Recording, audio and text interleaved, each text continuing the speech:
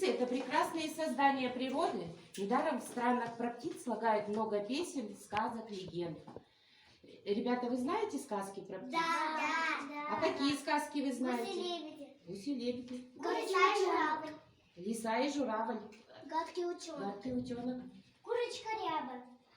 Иван-царевич, жар-птица и серый волк. Амелия. Серая шейка. Серая шейка, молодцы. Каждая птица приспособилась жить у себя на родине. Птицы, которые живут в жарких странах, погибнут у нас зимой, а те, которые живут в холодном климате, не смогут жить в жаре. Птицы, живущие в горах, погибнут в пустыне, и наоборот. Лесные птицы не смогут жить в горах. Каждая птица любит свой дом, и долг каждого человека охранять птиц и не нарушать их покой. Настя сейчас нам покажет и расскажет свою птицу. Про свою От птицу. цапли. Вдоль болота кто-то ходит, травы поздние шуршат. Это цапля у болота караулит лягушат. Вова Афон хочет рассказать.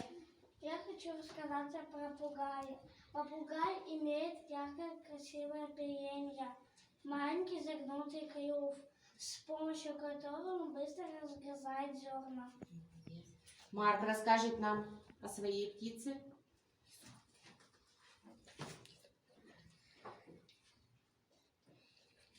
Это фазан обыкновенный.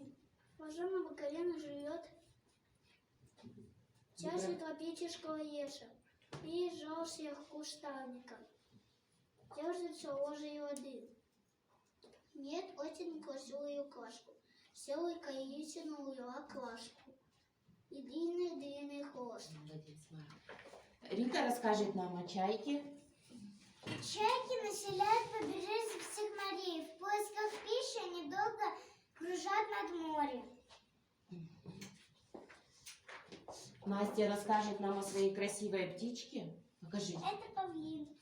Павлин имеет большой красочный хвост, раскрывающийся как вей. Он обитает в Индии и Пакистане. Он всегда пытается сбегать с открытой местности. Он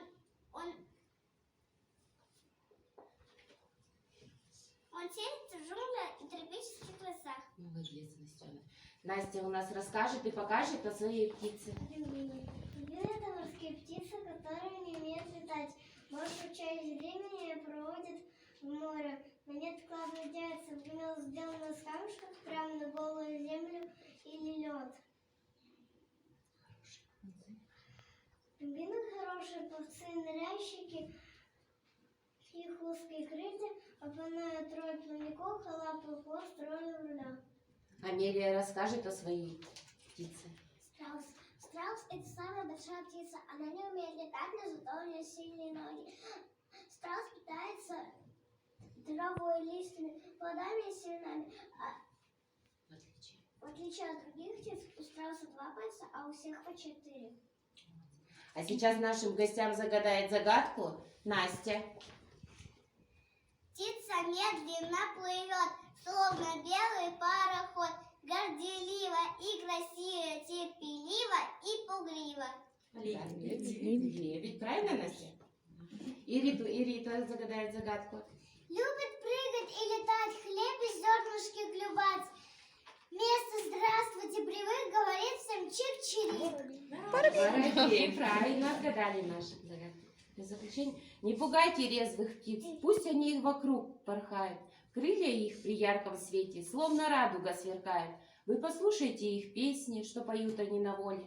Пусть певуньи украшают нам леса, сады и поля. И в работе очень важной нам полезны эти крошки, истребляя на растениях червяков и вредных мошек. И сады, и нивы наши нам они оберегают. Не пугайте резвых птичек, пусть они вокруг летают.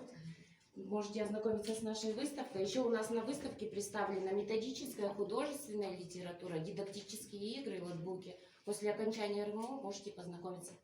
Спасибо.